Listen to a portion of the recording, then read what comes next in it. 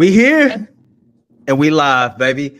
What's up, everybody, man? Y'all know the vibes, man. If you woke up today, you already won. I hope everybody is out there doing something right now that their future selves would thank them for. Brother, how are you today, man? I'm good. I'm good. I'm excited to be here. Excited to be above ground. Excited to be on this show with you today. Nothing but good vibes from me, man. How you feeling today? Oh, man, I'm blessed, excited, man. It's time to let the people know. Very, very special episode of the Ultimate 216 show as we debut our very first title sponsor, our new title sponsor.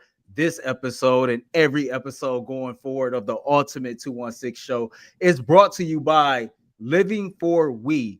So catch season 2 of Living for We. Keep your head up, hosted by Marlene Harris Taylor and Maisha Watkins. This is every other Tuesday, and it is presented by Idea Stream Public Media. So, which each episode is going to do is going to take you into a deep dive into real life struggles of gun violence in communities of color, stories that don't always make the headlines. Make sure you subscribe today to Living for We on Apple, Spotify, YouTube, or wherever you get your podcast, man. More than excited to have this sponsor on board.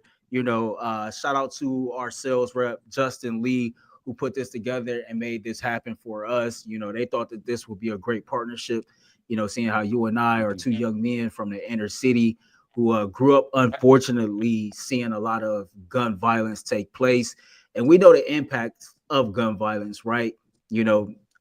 Clearly the person that's the victim in the case, man, and their life is cut short. And then a person who might be the suspect or behind the gun, they have to deal with those repercussions. But often was not talked about is the impact of both of those said families when situations like that take place. And if we can do anything to kind of put a chokehold on this issue right here in the city of Cleveland, I can't speak for me and my brother when I say, like, we are all ears and we are all for doing so. Definitely are going to try to get some crossover work with Marlene and Maisha on the Ultimate 216 show, man. So again, shout out to our brand new sponsor, man, Living for We. Don't forget, man, season 2 is out now. You can catch that every other Tuesday. As we get ready to get into this program, man, we're going to talk about the Cavs versus the Kings later on as the Cavs try to snap this 2-game losing streak, get back in the winning circle. I got a little 5-leg parlay, man, I'm going to put together for people, and we're going to see what's going to happen with that. We're going to see if we can win some shmoney.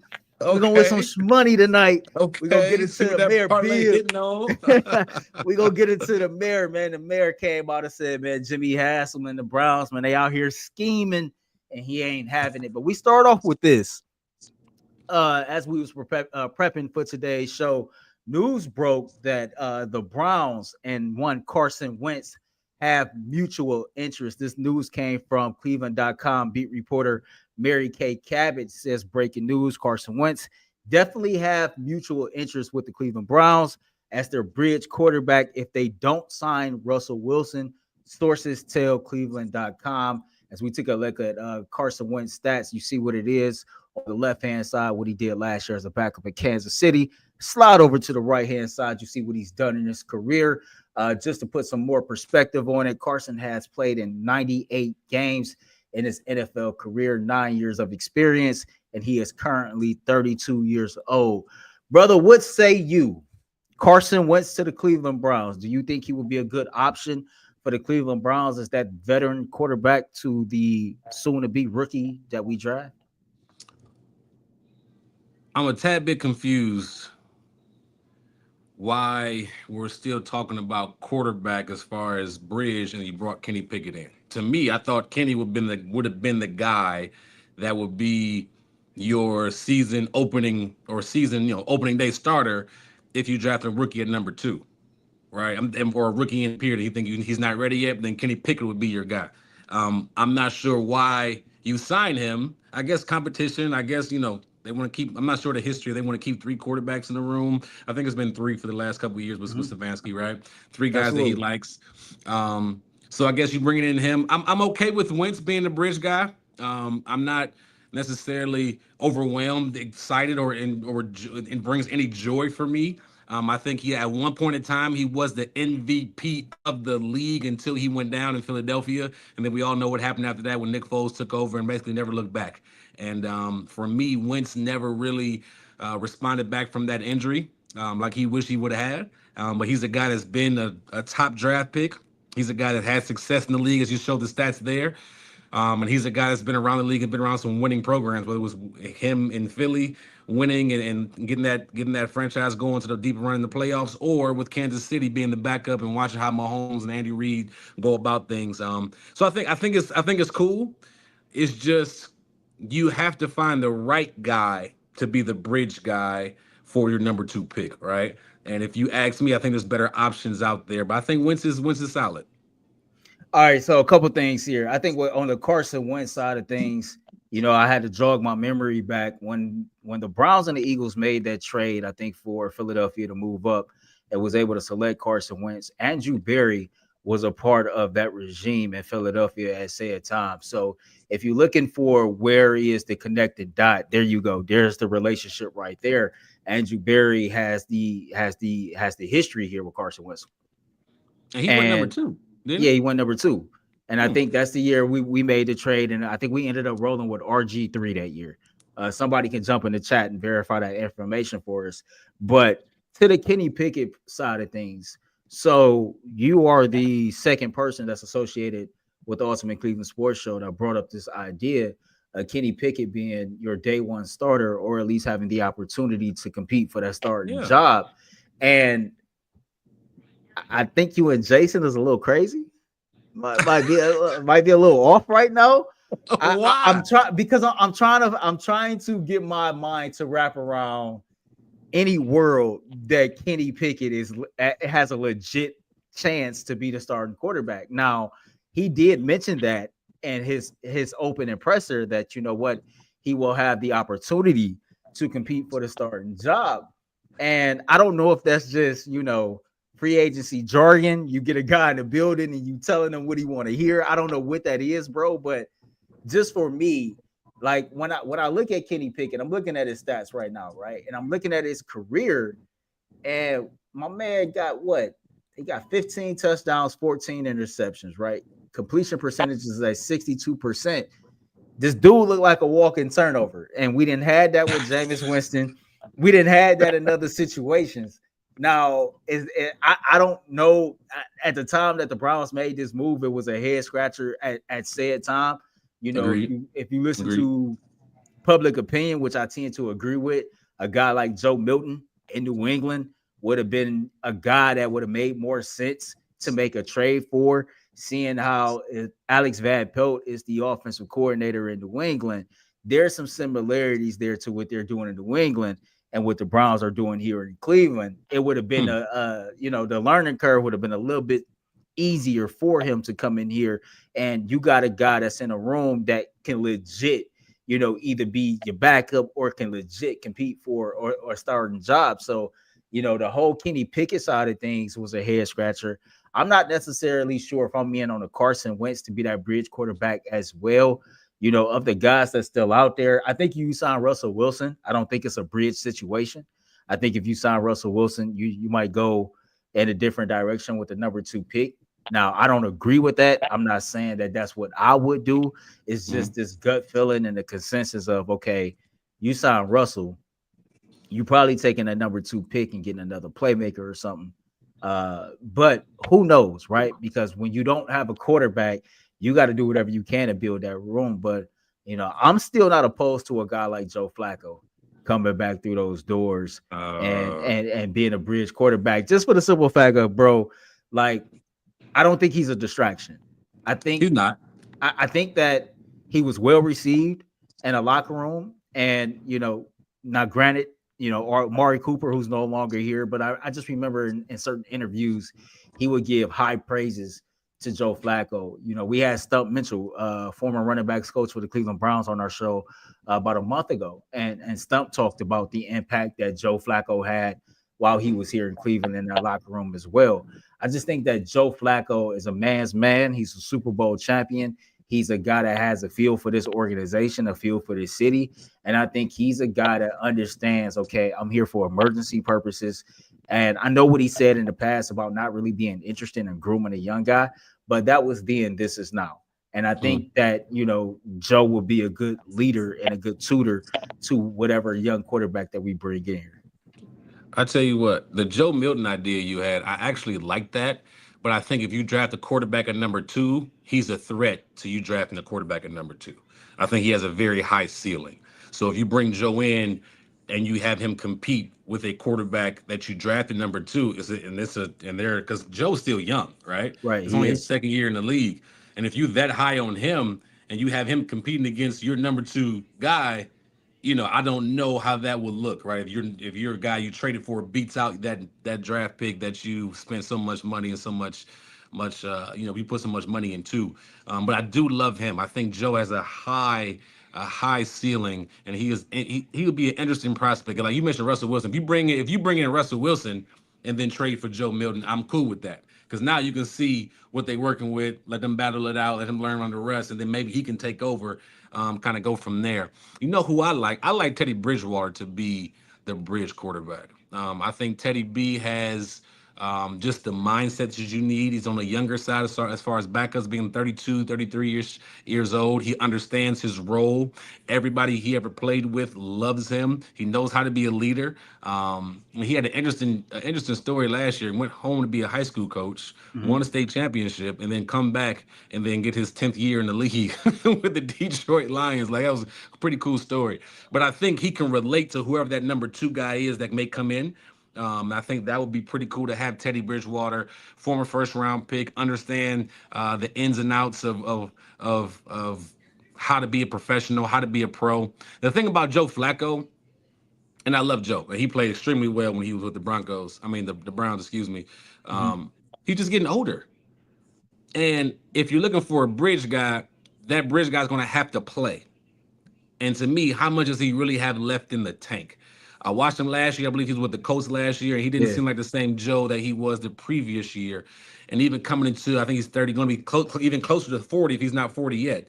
Um, I'm just worried about how does Father Time, because Father Time is undefeated. We all know that. I feel that Unless your every name single LeBron. day. Unless your unless name LeBron. unless your name LeBron. True, hey, true story. Unless your name LeBron, Father Time, Tom Brady too. Father Time is Yeah. undefeated. That's um, facts. so I'm interested to see. I think Wentz is solid. I do. I'm just curious because I think you're right. You bring in Russ. Russ is not coming here to be nobody's bridge. He's not coming here not to compete to win. But if you bring in Russ, then you're trying to win right now, right?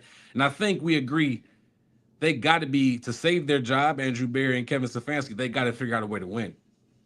So you would bring a guy like that in to be the guy. If you draft a guy at number two, Russ is not going to want to be a part of that. Russ is not going to be part of that build. He wants to come in and play right away. So I think Teddy, even Flacco, they know their role. They will come in, boom, be good mentors to whoever that guy is, and then play well enough just to until that guy can pick up the offense. Kevin feels ready. All right, go insert. You play week 4, week 5, week 6, whatever it is. Um, but Wentz is a guy that I think I like Wentz a little bit better than Flacco, and I love Teddy for that situation. Pickett is just to me on the outside looking in. He must be somebody they enjoy, they like, a good guy to be in the locker room. I'm gonna tell you a sleeper. And I think this can resurrect his career. You ready? Mhm. I just watched this video yesterday. If Deshaun Watson, hear me out, hear me out. If Deshaun Watson wants to change their narrative of how he is perceived in the NFL and with fans, and I'm saying if they draft a guy at number two, right? They draft a quarterback at number two, Mhm. he could be the best thing that happens to that guy. He should be the first one there. He should be teaching them. He should be holding his hand. He should be opening the door, really pouring into that guy to prove his value. Because to me, he's fighting for his career to be in the state to stay in the league. So if he can be the guy that's like, hey, I can be a great mentor to this guy. Um, I think he can resurrect his career. Now call me crazy. Maybe I got motivated from seeing the video yesterday.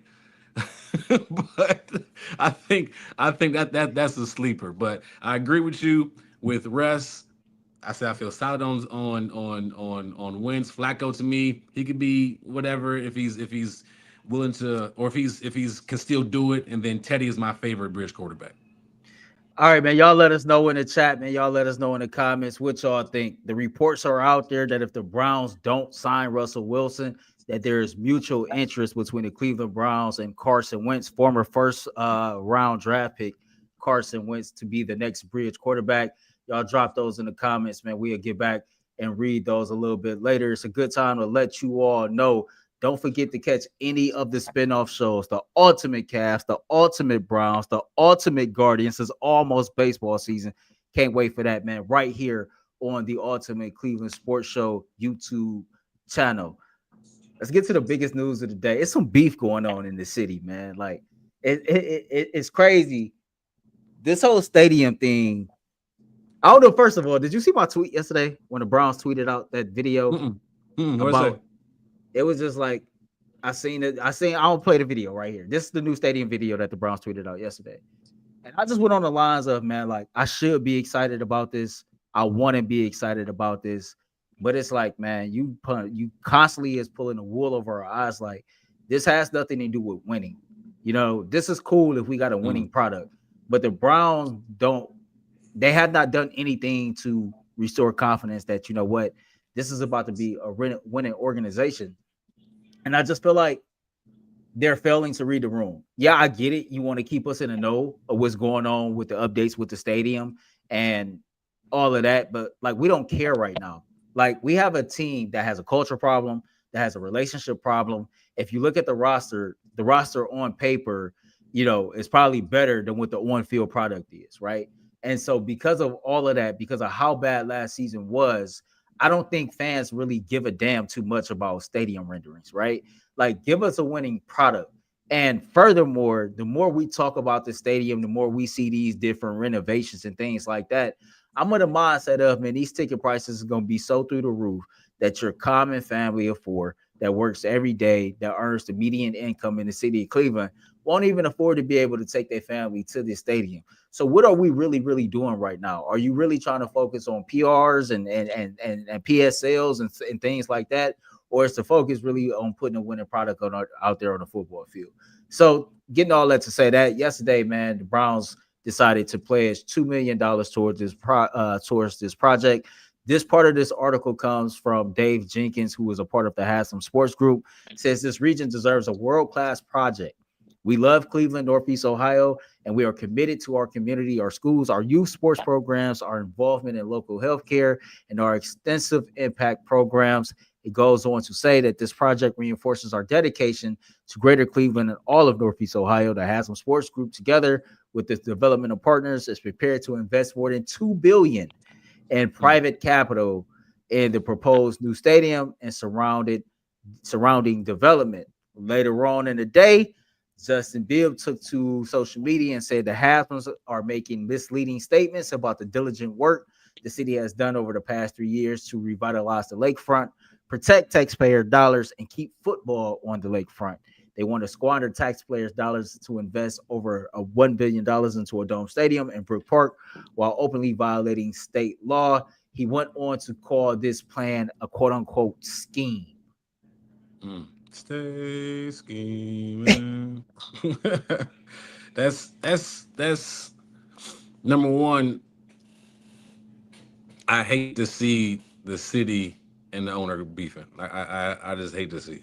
It just, to me, is the definition of the Cleveland Browns right now. Like, it's just more. I'm not even sure the word. More confusion. So you talk about culture, right? You talk about a winning culture. This is not a winning culture. When your city wants to keep, the majority of the city wants to keep and build up the area that the stadium is in now, right? And it seems like Bibb has a plan and wants to do some big things, and I'm all for it. But then your owner has this great idea. I do think it's overall the product looks amazing, right? But your focus is off, like you said. Like, to me, number one, if that's the goal, to get that in 2029, in my mind, from a football ops brain, I'm thinking, how can I, number one, how can I make that journey to 2009 exciting for the fans? Exciting, like how do I really rebrand this team and make this boom? We're leading up to 2029. It's going to be the most exciting thing in Browns history. Brand new stadium, all this stuff. We're going to be winning going into it. We're going to, have this quarterback or whatever the case may be. It should be excitement leading up to it, and it's just not. It's just not right now. There's more confusion, more beef, more stuff going on, and I'm just not. I'm not a fan of it. I'm not a fan of that friction going on. If that makes sense, I don't mind the idea of them going to Brook Park. I've come to Me I come neither. to I come to realize like if they have that plan in mind, it's going to happen. Yeah. Nobody's going to be And able to but stop it. Right? listen, this It's man going to got happen. billions on billions of It's dollars, and going to happen. billionaires get what they want. It's gonna happen. And like, as two people that grew up on the east side and the inner city, like I remember just being a kid, my parents would grocery shop in Brook Park. Like you hop Mhm, on the freeway, bro, it's 15, 20 minutes from mhm, pretty much wherever you at. And if you look at all the renovation of all the different highways, all the connecting highways in our region, getting in and out of Brook Park, I mean, unless you got some people on the freeway who don't know which lane to drive in, depending on which speed they're driving at, that's a whole nother show topic right there. But like getting in and out of the city, man, it's not that bad. I feel like this. If Jimmy wants to put the majority of, or if not all of his money up towards it, let him do that. And I think that right now the mayor is trying to fight a fight that he is not going to win. And I think you need to be a little bit more innovative, and I think you need to have a plan B, right? mhm. The Browns have made their mind up that they want to build a It's going to happen. brand new fancy ass dome stadium to host Final Fours, Super Bowls, concerts, and whatnot. Okay, cool. They're gonna make it this tourist attraction. They're gonna build it up to be this fancy thing that people just want to come to, spend their money at, and enjoy. Now we know that this won't be for everybody. Not everybody, unfortunately, will be able to afford to partake in all the festivities in Brook Park. It's unfortunate. Also unfortunate, you are going to lose the tradition of the Muni lot. People don't like that. I can respect that, right? Mhm. But if this is going to happen, instead of playing this tug of war and going out here and just putting your constantly backing yourself in the corner, knowing that you can't win this fight, I think you need to come up with a plan. And what I'm about to say, man, I'm not trying to like veer off into something that has nothing to do with sports, but like, Mhm. man, when I look at my city and I see like the homeless issue, when I see like people like the hunger issue, when you look at some of these roads, when you look at all these abandoned houses in a metropolitan area, when you look at all these different like economical and social like issues that take place in our inner city, why can't you come up with a plan to take that money that you would have put towards whatever stadium downtown and do something that really matter? Now, that might be me and my moral code speaking above what this is about, and that's cool. But this is just my opinion on that situation. Like, because, like you said, it's like y'all sit up here fighting and bickering over something that, quite honestly, man, the city ain't really got too much say or control over, right? Mm-mm. And it's just Mm-mm. making everybody look bad in an entire process. So, like, I just feel like you got to figure out something as far as like, if you the city of a plan B. Like you could take that area where the Cleveland Browns play at right now and put a soccer stadium right there. Hell, you could get a WNBA team, man. The Rockers, they own arena when Yeah. they come back. Yep. You know what I Yep. mean? Like you have to Yep. think outside the box. Like if you think in big picture, man, if I'm Dan Gilbert, I'm scheming up a plan right now to sign Caitlin Clark as a free agent. I'm gonna build me a brand new WNBA arena right there, and I'm just gonna bank on, what I'm saying, that particular league continuing to go into the green. I'm gonna figure out what I can do with a soccer team. I'm gonna figure out what I can do with an NHL team one day. I am going to figure out other ways to make up the revenue that we are going to lose. I just feel like this. If the city of Cleveland got money to go towards whatever towards the Browns, then you got money to go towards things that's way more important that I feel like people will appreciate, that will have a greater impact. Any thoughts on that before we get to this last topic? What do you do with the stadium? Do you let it be? Do you is it's just so many questions on that particular topic. I just have for the people that's involved, right? Like love the idea of trying to figure out that particular space and turning into something else for the city of Cleveland to be able to enjoy, to be able to make money, to be able to pour back in the city. But what is it? Is it another museum? Is it like, do you tear that stadium down? Do you like, it's just so many questions I have. Um, and it's interesting because I do think this. I think going back to the Browns, I think more excitement would have came if you, and call me crazy, if you would. I'm still in the. You should have traded Miles, got 2 or 3 first round picks, and then guess what? Now you're building up towards 2029. Now you got something to look forward to. To me, by the time 2029, we're still gonna be having this conversation. I just don't know if you're really trying to build the future. You're trying to. I'm just confused on the whole structure, where the organization is trying to go, what's their vision right now, and how they're operating. It just doesn't make sense to me. It doesn't add. Like I'm seeing numbers in my head everywhere, but it's not adding up. So yeah, I'll just leave it at that. I'm just confused on a lot of points, and I'm hoping I agree with you. Like if you're the city of Cleveland, just find another way to go about it. I'm not saying apologize, but let's work together and then have him try to pour back into the city a different way. Big facts, man. As we get ready to get to our last segment of the day, it's a good time to let you know that this segment of the Ultimate 216 show is brought to you by FanDuel. It is March Madness, and FanDuel is giving you the chance to get in on the action like never before. Right now, new customers can get $200 in bonus bets when your first $5 bet wins. That's 200 extra bucks to use on everything from buzzer beaters to Cinderella stories and even who's cutting down the nets. The FanDuel app is simple to use. When I win, bro, I get paid instantly. No waiting around. So the Cavaliers, 2 games skid. Hey, man. Hey, the Clippers put belt to ass last night. Belt to ass, man. James Harden went to work, boy. Listen, Harden, like Kawhi Leonard got in his bag. Why? Man, I didn't listen, see him all year. Zubac was out there like not man. Zubac had just as many rebounds by himself as the Cavaliers had as a team. Like we had Yeah. that 45-point first quarter, and it just seemed like Brian Shaw and his staff made whatever proper adjustments necessarily defensively. By the way, the Clippers came into that game as the number 2 rated defensive team in the entire NBA, Oh and wow. they showed that rightfully so as the game progressed on. The Cavaliers are on a mini losing streak. How often do we get an opportunity Hmm. to say that? But I look at this game tonight against the Sacramento Kings, the second night of a back-to-back. The Cavs are 5-point favorites as we head into Sacramento.